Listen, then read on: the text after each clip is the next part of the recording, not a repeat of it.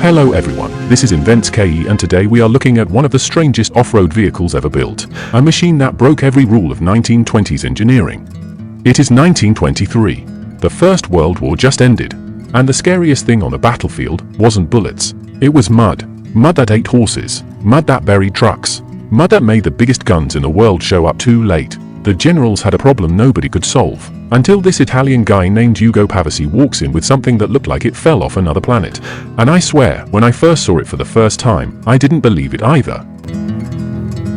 This is the 1923 Pavesi P4, and there are 4 things about it that still blow my mind. Let me show you. The first surprise made my jaw drop. This thing bends right in the middle.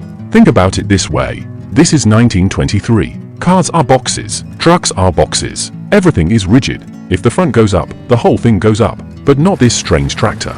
Ugo Pavesi put a giant joint right in the belly of this machine, so the front half can climb a ditch, while the back half just waits. Then it follows like it is thinking. I have seen modern dump trucks do this in 2026. He did it 100 years ago, in the age of the Model T. This guy built a truck that moves like a snake.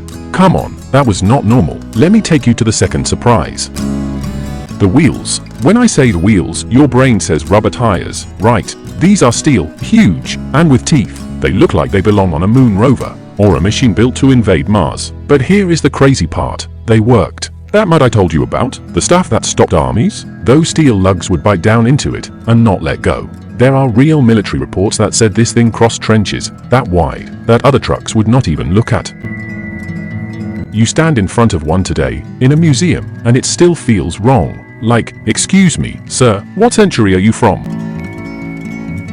I just feel like I should continue sharing my experience about the wheels for the next 5 minutes, but let me jump to the third surprise, and this one changed war rules. After World War I, everybody knew this rule. Wheels are for roads and tracks are for battlefields. The Pavesi P4 did not read this rulebook. On wheels, it went places that tanks did.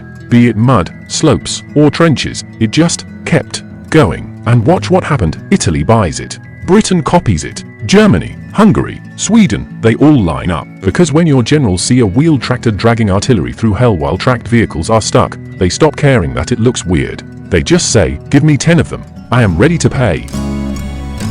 Last surprise, and this one hit me hardest. Most of us have seen this vehicle. I do not mean this exact one, but its kids or its grandkids. Yes, every time you drive past a construction site and see that big dump truck bending in the middle, or every time you see a forestry machine walking through trees, that is the grandkid of the Pavesi P4. It is now clear that in 1923, this man was not building a tractor. He was building the next 100 years. The Pavesi P4 did not follow history. It dared history to keep up. And if that doesn't surprise you, I don't know what will. Thanks, everyone. Don't forget to like, subscribe, and leave a comment. See you in the next video.